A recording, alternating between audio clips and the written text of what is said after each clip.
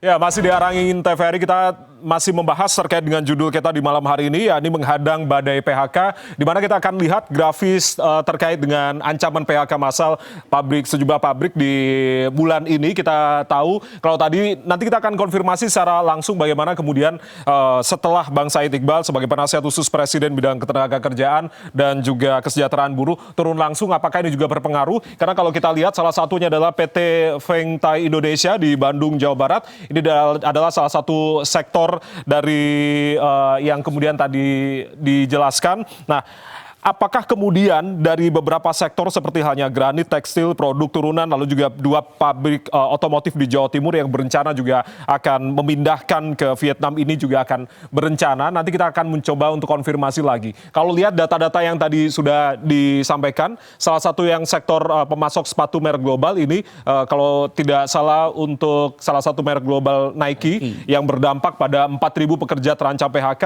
dan penyebabnya adalah penurunan order sekaligus gangguan pasokan bahan baku. Ini juga perekonomian secara global juga akan berpengaruh. Lalu di pabrik atau perusahaan selanjutnya yang kemudian juga terdampak adalah salah satunya adalah 2 pabrik otomotif di Jawa Timur. Nah, di Pasuruan dan juga Mojokerto, pabrik komponen otomotif Jepang yang kemudian juga akan terdampak, 7.000 pekerja terdampak dan kondisinya rencananya akan relokasi ke Vietnam dan pemerintah juga mengupayakan bertahan hingga 2030. Nanti kemudian dipertegas lagi konfirmasi ke Bang Said Iqbal. Bang Said, kita lihat juga dan juga Mas Yusuf, ini adalah kondisi selanjutnya dari perusahaan Granito dan juga industri keramik nasional di Bekasi, Jawa Barat. Di sektor industri keramik tadi sudah dikatakan bahwasanya memang akan ada 55 pekerja nasional yang kemudian potensi PHK-nya juga sangat luar biasa. Apakah kemudian ini juga bisa ditekan dan penyebabnya adalah tekanan industri dan juga pengurangan produksi massal. Saya langsung konfirmasi Bang Said, dengan 3 perusahaan ini tadi apakah kemudian bisa benar-benar ditekan? Saya benar-benar tadi strategi turun ke bawah, ke lapangan, ke Feng Tai, ke SAI dan JAI di Mojokerto dan Pasuruan. Dan juga Pakrin nih ya, PT Pakrin di Mojokerto, kemudian Granito dan industri granit. Nah, dari temuan saya misal Feng Tai 4.000 buruh terancam PHK nggak jadi karena bersama Kemenaker dan Dinas Tenaga Kerja 40.000 bisa ditekan berapa, Bang? 4.000 bisa ditekan? Nol. Jadi PHK. Okay. Jadi kita di border. Nike kan akibat global industri yang tidak baik-baik saja karena masih perang mengurangi order. Dia harus selesai Juni. Tapi bulan April udah selesai. 2 bulan berarti nganggur. Untuk nunggu order berikutnya dari Nike kan masih belum pasti. Nah, itu yang disebut gap order. Nah, kita bilang, kalau kamu PHK kan sayang nih udah skill loh. Kan naik sepatu itu nggak gampang. Apalagi ini perusahaan raksasa Nike yang selalu memesan. Nama perusahaannya Feng Tai itu kan dari Taiwan. Nah, lebih baik kamu bikin satu aturan aja, pengurangan jam kerja. Merumahkan, istilah mereka suspend. Misal, tapi hak-haknya ada yang berkurang tidak? Nah, dengan 2 bulan ini tadi. Dia mau ngurangin potong 50% gajinya selama dirumahkan atau istilah mereka suspend. Saya bilang nggak boleh kalau gaji pokok. Yang boleh adalah tunjangan tidak tetapnya, yang istilah mereka itu insentif. 2 hal ini mereka setujui. Akhirnya dibikin kesepahaman dan perusahaan Taiwannya ditelepon menyatakan ya kami tidak jadi PHK. Nah, itu kan namanya mitigasi ya. Sebagai saya diuntungkan dengan posisi sebagai mewakili pemerintah dan juga saya masih sebagai pimpinan serikat buruh. Nextnya Bang. Gitu. Kalau untuk yang keramik yang otomotif yang otomotif, 7.000 yang tadinya mau PHK, 7.000 itu sebenarnya total karyawannya. Kalau dia relokasi ke Vietnam. Tapi kan setelah kita mitigasi dan akhirnya hanya 3 lain yang pindah ke Vietnam, ya ratusan orang. Kisaran ratusan orang yang kemudian di-PHK. Ratusan orang lah kira-kira. Tidak jadi 7.000 ini ya? Tidak jadi. Sama sekali tidak jadi. Akhirnya mereka putuskan 2030. Mereka bikin bisnis plan, belum ada rencana untuk PHK. Tapi tadi saya catatan, jangan semua insentif ke industri mobil listrik, motor listrik. Karena kan Jepang kan dia tidak mau main di listrik, dia mainnya adalah di otomotif hybrid atau tetap konvensional. Terhadap Granito, yang 55.000 itu setelah turun ke lapangan, itu jumlah anggota SPSI yang tadi ditulis ya. Itu jumlah anggota SPSI yang bekerja di beberapa perusahaan granit dan keramik, bukan di Granito. Ada Mulia Keramik, ada Granito, ada keramik. Kalau dari sisi Granito sendiri, kalau Granito ancaman PHK? Ancaman PHK-nya itu memang di akhirnya tutup karena diversifikasi usaha. Dia tidak lagi mau main di granit dan keramik karena kalah bersaing dengan harga granit Cina yang lebih murah. Angkanya berapa? Dia main di asbes. Jadi kira-kira hampir 700-an orang. Jadi nggak sampai 55.000, enggak. Tapi kita mitigasi ya. Tapi kan dalam pertemuan itu kan dijelaskan potensi. Ya kawan-kawan serikat itu menjawab potensi. Jadi tidak 55.000. Akhirnya 700. Nah, kan gas udah diturunkan. Pengusaha minta turunnya sampai $15 per MMBPU. Presiden malah ditekan lagi $13 per MMBPU. Tapi batas bawahnya $7 per MMBPU. Istilahnya saya nggak ngerti lah itu ya, MMBPU. Dengan demikian, kan di intervensi tadi saya bilang kebijakan, Presiden ada keberpihakan. Intinya Pak Prabowo tidak ingin ada PHK. Tinggal kita yang dibawa kerja nih. Sama tadi disebut juga PT Pakrin. 2.700. Ya, tadi kan saya sudah jelaskan dengan LPS sudah clear, bayar pesangon, PHK. Kemudian kita datang ke Danantara. Tolong nih pengusahanya bagus. Maka dia perlu operasional lagi sekitar 400 miliar. Dana dia di LPS masih ada 600 miliar. Nggak usah takut. Dan kepala LPS menyatakan ini dana bagus sekali. Kalau dijual cepat lah. Nah, dengan bantuan Danantara nanti Bank Himbara bisalah meminjamkan. Jalan lagi PT Pakrin. Berarti akan merekrut lagi 2.700 karyawan baru maupun yang lama kan.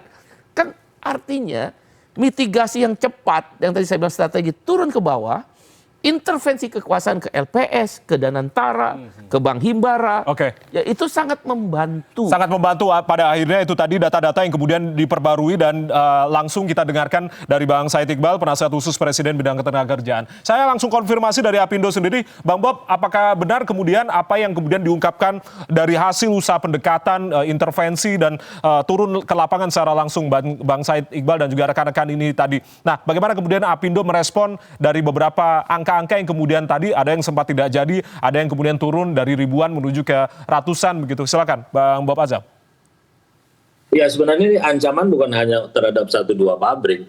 Ini ancaman kepada ekonomi kita secara keseluruhan. Jadi terima kasih kalau ada Bung Iqbal intervensi bisa diselamatkan, tetapi perlu penyelesaian secara sistemik gitu loh.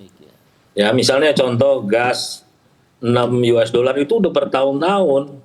Bahkan sudah ada peraturan presiden, tapi nggak jalan. Ya saya nggak tahu nih apakah $13 itu benar-benar bisa dilaksanakan apa enggak gitu loh. Ya. Nah kemudian juga ya ini kan ya tadi kalau ada Bung Iqbal, kalau nggak ada Bung Iqbal bagaimana gitu loh. Nah jadi kita juga ingin agar di masing-masing perusahaan itu bipartitnya diperkuat. Sehingga serikat buruh dan pengusaha itu bisa bicara kemudian juga melakukan antisipasi terhadap misalnya sekarang bahan baku ini kan shortage. Kadang-kadang bahan baku juga ditahan supaya surplus perdagangan kita tetap terjaga. Saya mengerti bahwa kita harus jaga rupiah dan sebagainya. Tetapi menahan impor bahan baku itu lebih jelek lagi. Karena perusahaan bisa mati, kemudian PHK dan dampaknya itu multiplier efeknya kemana-mana gitu loh.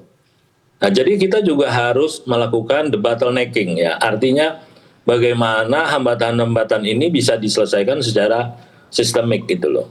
Ya. Karena ini jutaan pekerja. Ya, di sektor manufaktur terutama ya. Ini menghadapi saya bilang tadi perfect storm. Ini belum apa-apa loh. Ini baru permulaan loh. Ya, ke depan kita akan menghadapi kekeringan, dan kekeringan itu mengakibatkan harga pangan naik, inflasi, kemudian juga harga energi juga akan naik, ya kan, pembangkit listrik tenaga air pasti akan kehilangan sumber dayanya. Gitu. Baik. Nah, sekarang bagaimana kita hadapi ini secara sistemik, ya. Jadi apa yang kita bisa lakukan, kita lakukan, ya. Misalnya bahan baku, jangan sampai lagi ada hambatan bahan baku. Ya sekarang saya juga heran, kenapa sih bahan baku itu sulit sekali gitu loh ya untuk direlaksasi sehingga tidak ada lagi keluhan-keluhan yang seperti itu. Nah kemudian juga restitusi pajak juga. Sekarang kan banyak perusahaan-perusahaan juga mengalami hambatan karena restitusi pajaknya juga tertahan ya. Padahal bagi cash flow mereka itu butuh. ya, apalagi yang namanya eksportir kan. Nah sekarang kan mereka tertahan dan sekarang bagaimana membantu cash flow-nya untuk perusahaan-perusahaan yang mengalami hambatan restitusi. Begitu juga bunga bank. Ini dengan kenaikan suku bunga Bank Indonesia karena harus menahan penurunan rupiah terhadap US dollar, ini akan mengakibatkan biaya produksi juga naik. Tapi kita nggak mungkin naikin harga karena daya beli juga turun. Ya. Nah ini kita harus hadapi bukan hanya Satgas PHK, tapi lebih luas lagi kita harus menghadapi dengan transformasi ekonomi kita. Oke, menghadapi dengan transformasi ekonomi itu yang juga beberapa kali juga ditekankan oleh Presiden Prabowo begitu. Tapi saya ke Bang Yusuf terlebih dahulu. Bang Yusuf, artinya butuh penyelesaian sistemik dari hambatan-hambatan ini tadi. Apakah juga pemerintah sudah melakukan itu penyelesaian secara sistemik? Saya kira arahnya ke sana ya. Artinya pemerintah sedang berupaya untuk memperbaiki permasalahan struktural yang Anda sudah melihat arahnya ke sana. Tapi saya kira ada beberapa poin yang perlu kita diskusikan lebih jauh ya terkait apa yang disampaikan oleh Bang Said tadi. Secara singkatnya? Secara singkat misalnya tadi Bang Said mengatakan bahwa ada beberapa perusahaan yang melakukan diversifikasi karena kalah daya saing dengan Cina gitu ya. Dan kasus seperti ini sebenarnya bukan yang pertama. Kalau kita ingat dulu sebenarnya tekstil kita itu juga akhirnya banyak yang kemudian tutup dan juga kehilangan daya saing karena maksudnya produk-produk Cina. Poinnya adalah sebenarnya kita tadi ya menyambung apa yang disampaikan Bang Bob Hasan bahwa ini ada semacam perubahan landscape di mana produk-produk Cina ini kan akan cukup bisa masuk ke dalam negeri dan kalau misalnya kita tidak bisa memperkuat fundamental dari industri-industri kita itu bisa kalah lah istilahnya produk-produk industri kita gitu. Tekstil udah kemakan gitu ya, udah terdampak, kemudian sekarang keramik gitu ya. Nah, yang kita harapkan kan sebenarnya orkestrasi kebijakan yang akan dijalankan oleh pemerintah nantinya itu jangan sampai kemudian itu tidak bisa mencegah adanya pengurangan daya saing industri di sektor lain gitu misalnya. Misalnya kalau kita bicara sektor yang saat ini misalnya nikel ataupun makanan minuman itu perlu dijaga seperti itu. Jadi tadi pertanyaan arahnya sebenarnya sudah mengarah ke sana, tapi kalau kita bicara tadi tantangannya ini belum berakhir, performa itu masih tetap jalan. Kita berharap pesan-pesan optimisme yang tadi disampaikan Bang Said itu bisa tetap dijaga gitu ya, terutama dalam beberapa bulan ke depan karena memang storm ini belum selesai. Kami beberapa minggu yang lalu tuh sempat mengeluarkan report policy brief, judulnya tuh badai PHK itu belum berlalu kalau menurut kami ya, karena dengan tren daya beli masyarakat, kemudian juga masalah geopolitik, itu potensi kemudian terjadinya PHK untuk terjadi kembali itu masih bisa kembali terjadi seperti itu. Oke, itu yang kemudian Anda baca dari Bang Yusuf. Saya langsung ke Bang Said. Bang, ini kan juga penyelesaian secara sistemik tadi sudah dibaca, sebenarnya pemerintah sudah mengarah ke sana, lalu juga ada masukan terkait dengan transformasi ekonomi yang beberapa kali juga diulangi kesempatannya dalam pidato Bapak Presiden, dan pemerintah juga berkomitmen begitu untuk menciptakan sebanyak-banyak lapangan pekerjaan, 19 juta pekerjaan baru, kemudian itu yang kemudian beberapa kali juga diungkapkan. Nah, untuk kedepannya, untuk kemudian bisa menekan kembali, yang terpenting dari beberapa hal ini tadi apa, Bang Said? Pertama, meningkatkan daya beli. Meningkatkan daya beli. Ya, dan tapi tidak mudah loh Bang dengan kondisi perekonomian, dengan geopolitik yang masih terus dinamis ini. Ya, daya beli itu kan salah satu yang bisa dilakukan dengan meningkatkan upah layak, dengan meningkatkan peran jaminan sosial, tidak hanya BLT itu. Jaminan sosial kan jauh lebih panjang.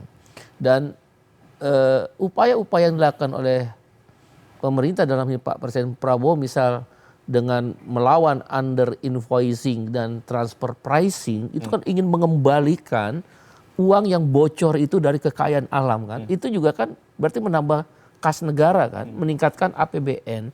Kemudian APBN ini oleh Pak Presiden kan kalau bacaan saya belajar ekonomi sedikit lah ya di UI, master ekonomi saya. Selain government expenditure itu dijadikan alat pertumbuhan ekonomi, Pak Presiden Prabowo juga menjadi alat pemerataan. Misal program negara memberi makan rakyat, memberi makan anak-anak, itu bagus. Yang menjadi soal kan korupsinya, yang menjadi soal kan tata kelolanya, yang menjadi soal kan orang mampu diberi makan. Kan ini sedang terus diperbaiki. mendirikan anak-anak jalan untuk dia jadi sekolah melalui sekolah rakyat, itu kan bagus. Beliau ini kan ingin menjadikan APBN ini, government expenditure, sebagai alat pemerataan daripada dikorupsi. Mendingan saya kasih makan anak-anak. Kalau orang yang berideologis sosialis lah, yang katakan sosialis tengah, pasti setuju. Misal saya partai buruh, saya pasti setuju. Tapi tentu kalau orang yang liberalis, yang menganggap selalu fiskal akan ditekan, ya tentu ini kan tentang pilihan. Pak Prabowo memilih untuk pasal 33 itu. Jadi menurut saya apa yang dilakukan Pak Presiden ini untuk meningkatkan daya beli, 10 tahun kita nggak naik upah loh. Begitu beliau jadi presiden, naik upah 6,5. 2025, 2026 tadi saya singgung kan, naik upah lagi menjadi 7-9%. Ya. Tapi yang disampaikan Pak Bob itu masukan yang bagus. Yang harus didengar oleh pemerintah. Kalau saya nggak salah kemarin Pak Bob juga udah ngomong itu di Satgas PHK. Kemarin di DPR kalau nggak salah Pak Bob menyampaikan. Dan itu kan ditangkap oleh pemerintah. Maka mitigasi PHK, Satgas PHK juga mempertimbangkan faktor-faktor yang bagi dunia usaha susah nggak nih. Nah pada titik itu kan pemerintah nanti akan melihat apakah yang perlu mereka lakukan intervensi kebijakannya. Kalau dari sisi saya tentu kan saya nggak bisa sejauh itu. Bidang saya hanya ketenagakerjaan dan kesejahteraan buruh. Maka nilai-nilai kesejahteraan buruh yang bisa mendorong agar ekonomi bisa tumbuh dengan cara kan sederhana. Ekonomi tumbuh kalau daya beli naik. Kalau daya beli naik, konsumsi salah satunya juga menjadi alat ukur naik. Nah mungkin saya di situ di faktor konsumsinya. Di faktor konsumsi itu saya ingin mendorong bagaimana labor ekonomik itu. Bagaimana pendapatan buruh itu menjadi sebuah instrumen fiskal non APBN yang kemudian dia bisa meningkatkan konsumsi. Kalau di negara-negara industri, labor ekonomik itu kan sangat luar biasa. Bisa ada tabungan JHT, ada tabungan jaminan hari pensiun. Tapi kemudian masih menjadi PR JHT yang kemudian dipajakin juga. Ini yang kemudian juga akan diterangkan. Saya akan jelas.